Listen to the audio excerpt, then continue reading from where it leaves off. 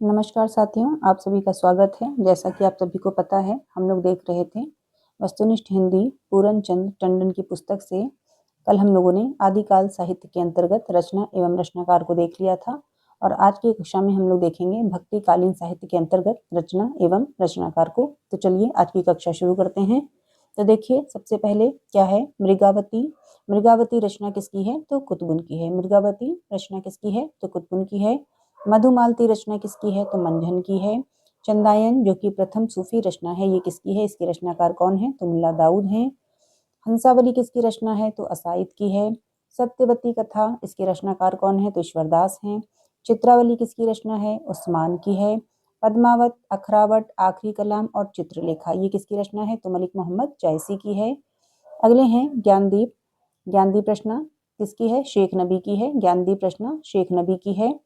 इंद्रावती और अनुराग बासरी, ये किसकी रचना है? तो नूर मोहम्मद की है। इंद्रावती, अनुराग बासरी। ढोला मारूरा दोहा, इसके रचनाकार कौन है? तो कल्लोल कवि हैं। अगले हैं माधवानल कामकंदला, ये किसकी रचना है? तो ये है गणपति की। माधवानल कामकंदला, इसके रचनाकार हैं गणपति। भक्तमाल और अष्टयाम, इसके रचनाकार हैं नाभादास। सिद्धांत पंचमात्रा राघवानंद की रचना है। ध्यान रखेंगे, सिद्धांत पंचमात्रा अक्सर कर एग्जाम में पूछा भी जाता है इस रचना को कि किसकी है सिद्धांत पंचमात्रा? तो राघवानंद की है। ज्ञान तिलक, रोमावली, प्राण संकली, ये गोरखनाथ की है। ये भी इंपॉर्टेंट है, इसे भी ध्यान रखेंगे। अक्सर कर राघवानंद और गोरखनाथ की रचनाओं को पूछा भी जाता है। अगला है बीजक। तो बीजक किसकी रचना है? तो कबीर की है। बीजक किसकी है? तो कबीर की है और इसके संपादक कौन है? तो धर्मदास हैं। अगला है 16 नंबर का गीतावली, कवितावली, विनय पत्रिका, कृष्ण गीतावली, दोहावली, रामचरितमानस, पार्वती मंगल, जानकी मंगल, बरवे रामायण, रामाज्ञा, प्रश्नावली, वैराग्य संदीपनी, रामलला, नहचू। तो ये सभी रचनाएं ये किसकी हैं? ये सभी रचनाएं तो गोस्वामी तुलसीदास की हैं।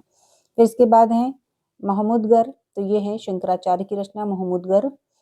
अगला है 18 नंबर का रहीरास, सोहिला, नसीहतनामा। तो ये किसकी रचना है? गुरु नानक देव की, जिसमें से नसीहतनामा अक्सर कर पूछी भी जाती है। ये रचना किसकी है? तो गुरु नानक देव की है। फिर आगे है पदावली और राग गोविंद, ये किसकी है? तो मीराबाई की है। पदावली राग गोविंद किसकी है? तो मीराबाई की रचना है।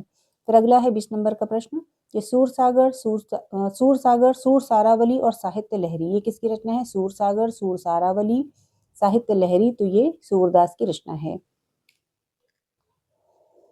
फिर इसके बाद देखते हैं 21 नंबर से। 21 नंबर पे देखिए क्या है, रूपमंजरी, रसमंजरी, रास पंचाध्यायी, सुदामा चरित। रूपमंजरी, रसमंजरी, रास पंचाध्यायी और सुदामा चरित, इसके रचनाकार कौन है? तो नंददास हैं। प्रेम वाटिका, दान लीला किसकी है? तो रसखान की है। सुदामा चरित किसकी है? तो नरोत्तम दास की है।